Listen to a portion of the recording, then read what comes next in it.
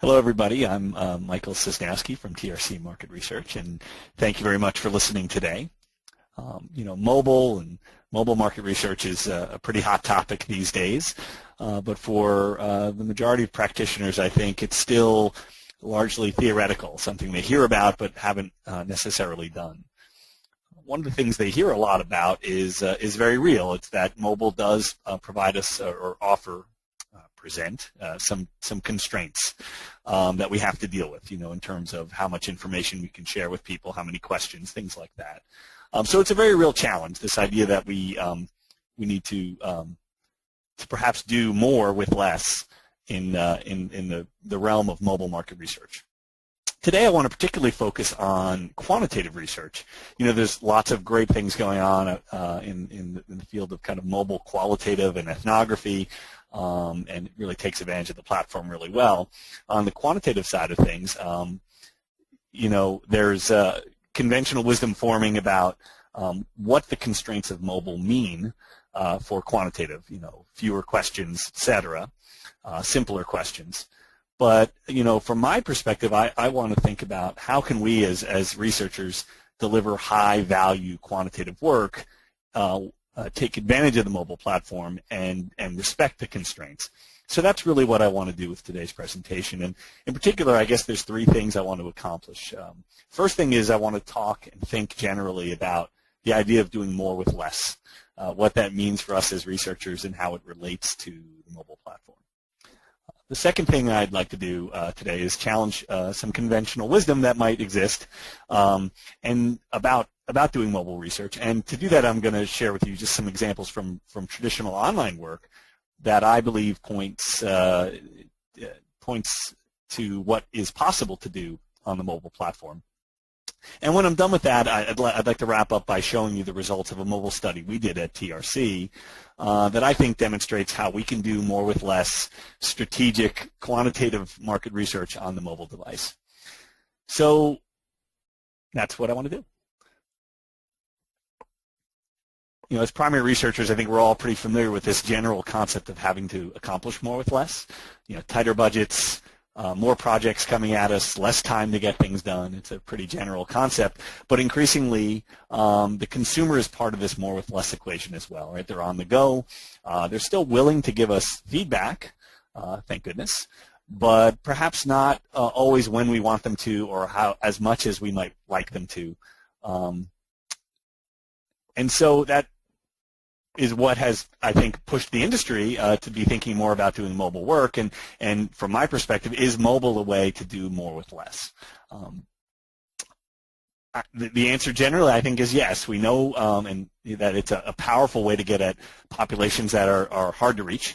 It lets us gather data at times and in places that we couldn't do before. Lets us into situations, point of purchase, people's homes, etc. Of course, there's a trade-off. Generally speaking, we're looking for, it's better at kind of less information with higher frequency. But generally speaking, it's consistent with what consumers want to do and how they want to give us feedback, and I think will continue to be so as we move forward. But what I want us to remember as we think about using mobile for quantitative purposes is that the most interesting, the most value-generating work we do tends to be a little more complex. It requires more from us as researchers. It requires more from the respondent in terms of what we need them to do for us. I'm talking about things like conjoint, prioritization techniques, things that we can build what-if simulations around. All these things are a little more complex. And what I would like us to think about is how we need to account for this sort of work as we move into a world that is increasingly mobile.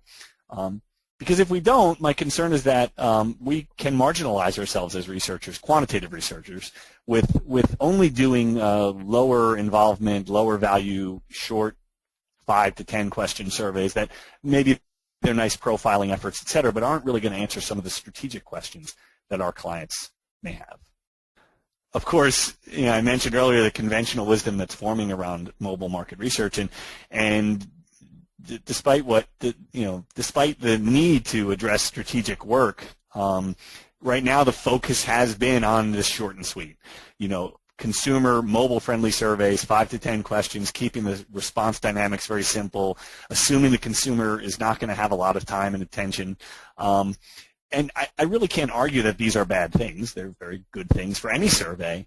But we also need to keep in mind that when we maximize the experience, the number of questions, the number of dynamics, we are necessarily doing so with a trade-off for information value. If we're asking fewer questions, we're not going to necessarily get as much strategic value out of the data.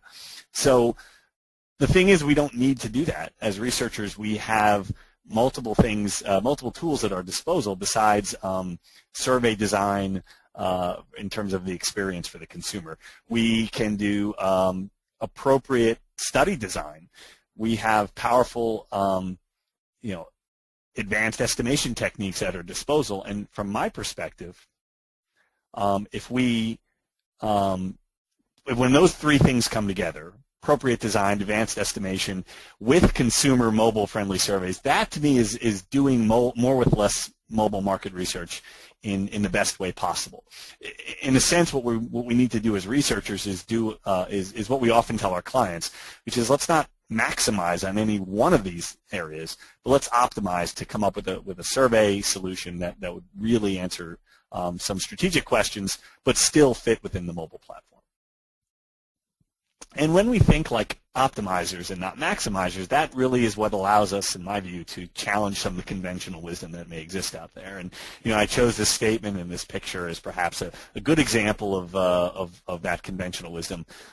Fairly common statement you can imagine a researcher saying, "You can't do advanced choice-based work on a handheld device. It just doesn't fit." But I think it's worthwhile thinking about why we do that sort of choice-based work in the first place. We do these advanced studies because we want to build better products and services. We want to understand consumer preferences and choices or in priorities to build those better products and services. And at a fundamental level, we think having them make some form of trade-off is superior to just getting a rating or even a simple ranking. The reason we hesitate to do them on mobile devices is not because there's something different about mobile consumer, that trade-offs are not superior or we don't want to know their preferences. It's really more practical reasons, right? We tend to think they require too many choices or that it's too difficult to fit the types of choices we want to present to people on a smaller screen. But I don't, I think we should be questioning these assumptions. If you think about the first one, too many choices is sort of a challenge of estimation, and the second one is more of a challenge of how we design the task in the first place, with an eye towards being user-friendly but also still getting powerful results. And what I want to do next is walk you through two online studies that we've done that I think address these challenges. The first one, the estimation challenge, another way to kind of state that is, what's the right number of choices that we need to show people before we feel we get good enough data to make decisions? And to illustrate this challenge, I picked a case study, a project we did to look at preferences for HD televisions.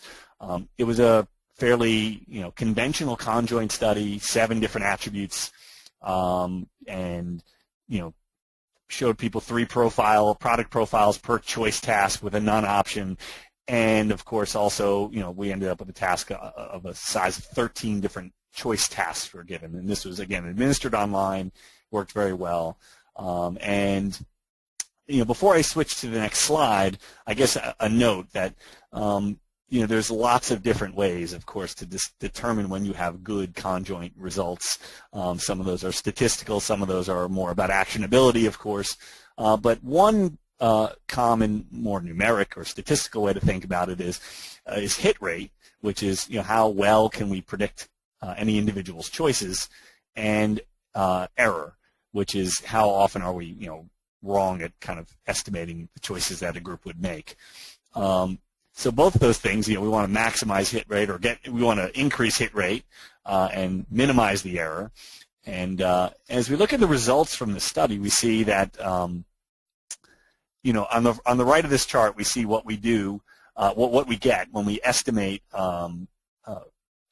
make predictions based on all 13 cards, right? We get a maximum hit rate, 68% of the time we're predicting correctly at a very low level of error. So that's great. In a conventional study, that's probably what we would do. But if you look at this chart all the way to the left, because of the estimation techniques we have available, we can make our predictions with assuming we were using far fewer choices. And in fact, if we use just 3 choices, we still do a pretty good job of predicting what people would select. And when we get into the area of 6 or 9 different cards, you see we do almost as well as we do with 13. So to me, this is nothing necessarily new. It's just a way, as researchers, we don't often look at the data. We have the luxury in the online setting of giving people 13 choice tasks and estimating by those 13 choice tasks, and we don't often think, well, did we need to give 13? Could we have done almost as well with 6 or 9, something fewer? That becomes increasingly important in the mobile space where we may not have the luxury of giving all those choices, and perhaps we don't need to.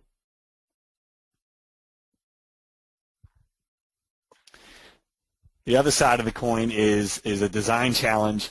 Can we simplify the choices we provide people so that it fits better or works better on a small screen? And for this, I wanted to use a study we did among mobile subscribers. It was about stemming attrition, right?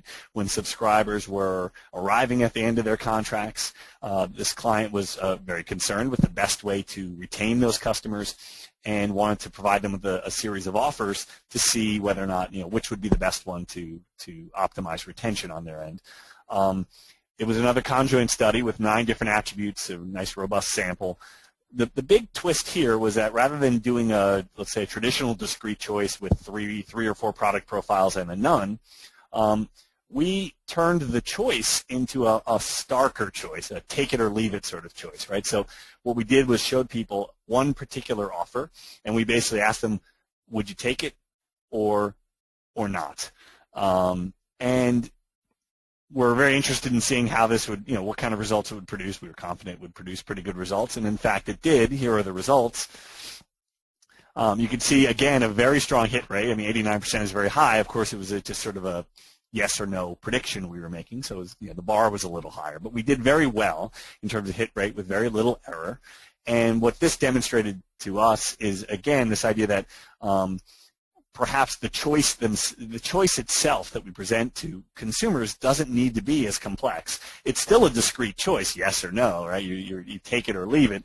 It's not a ranking or a rating, but it's different from putting 3 profiles in front of people, and we get very good results, and I can tell you very actionable results for our clients.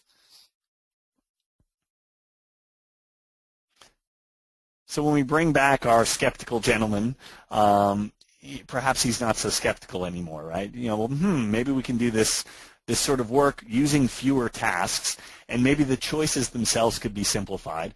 Maybe I can begin to see a world where we can do conjoint and these more complex studies on mobile devices. So that's great. I mean, I don't think we're there fully today. I think there's still some development work that needs to be done in terms of how we present choices and rendering and things like that. So we may or may not be at the point where we can do complex conjoints on a mobile. I think we're getting there. But it certainly opens the door to thinking about doing more strategic work and doing some of these advanced techniques that go beyond 5 to 10 questions on the mobile device. I think, in particular, a great place to start is this idea of tournament-style prioritization. Now, I'm not sure how familiar people are with tournament-style approaches out there in the audience.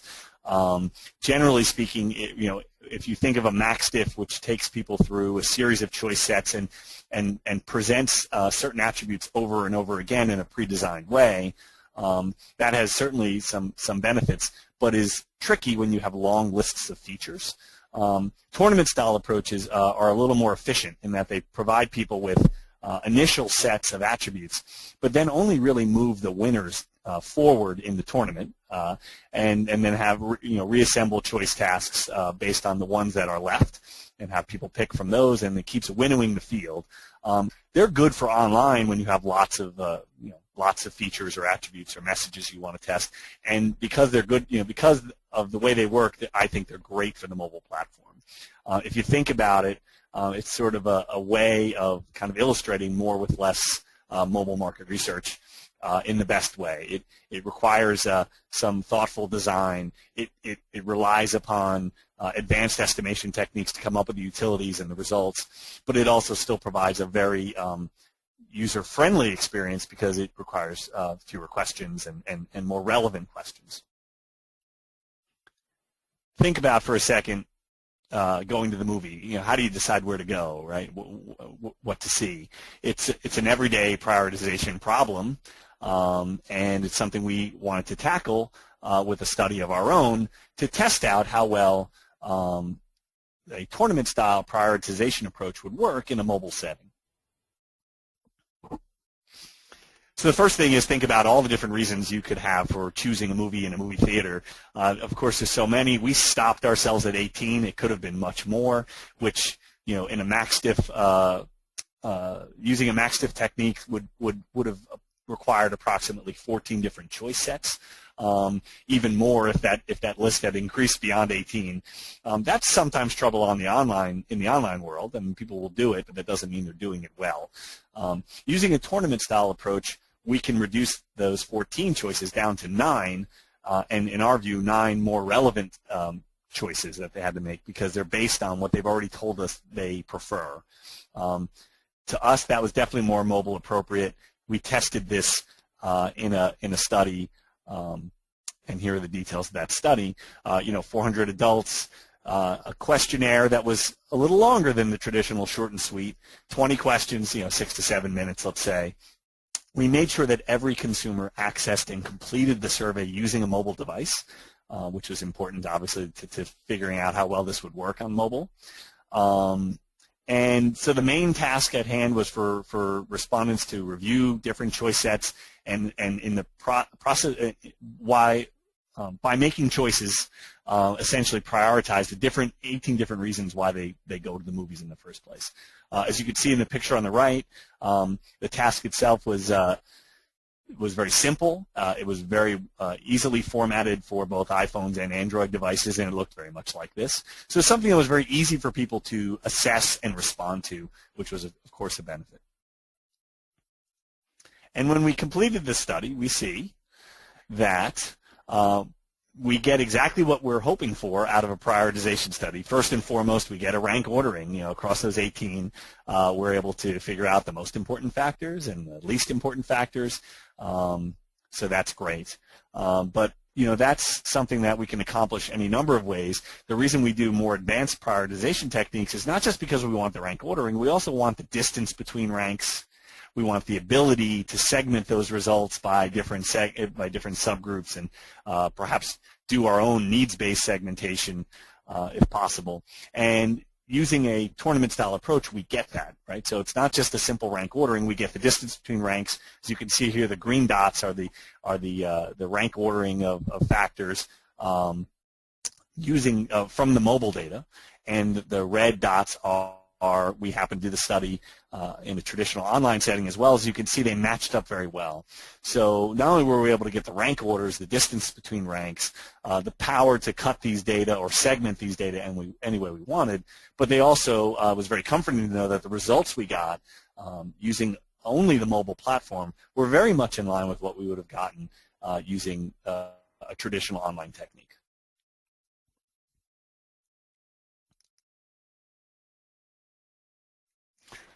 So to sum up, that's the end of my tour, the end of the things I was hoping to accomplish. And, if I leave you with any thoughts, it's these on this page right now, which is, more with less mobile research, in my view, needs to be a little beyond short and sweet. It needs to be more than fast and cheap. We shouldn't be marginalizing ourselves as custom quantitative researchers. If we only do 5 to 10 question surveys, if we say that's all it can do, then that's all we'll ever be asked to do, and eventually we'll marginalize ourselves. We have to remember as researchers we definitely have more tools in our belt than just programming and formatting. We have design, we have estimation. We need to take full advantage of those, be really creative to accomplish some of these more complex studies. It's certainly relevant right now, not just because Consumers are increasingly mobile and willing to do surveys mobily, but you think about point of purchase studies or recall issues, et cetera. Doing advanced mobile research, I think, has relevance. And more generally, I think that the idea of doing more with less on the mobile platform should help us as researchers across all methodologies, because once we figure out how we can do very powerful, very complex studies on the small screen, if that involves fewer choices or simpler choices and we still get really good results, then I think we should be asking ourselves the question, why wouldn't we apply those same shorter, simpler approaches across online and other ways we do research? Because why do a 15-minute or a highly complex survey if we don't need to? So that's all I have for today. I leave you with the charge to be an optimizer, not a maximizer, when you think about mobile research, mobile quantitative research. And I look forward to any questions you guys may have. Thanks.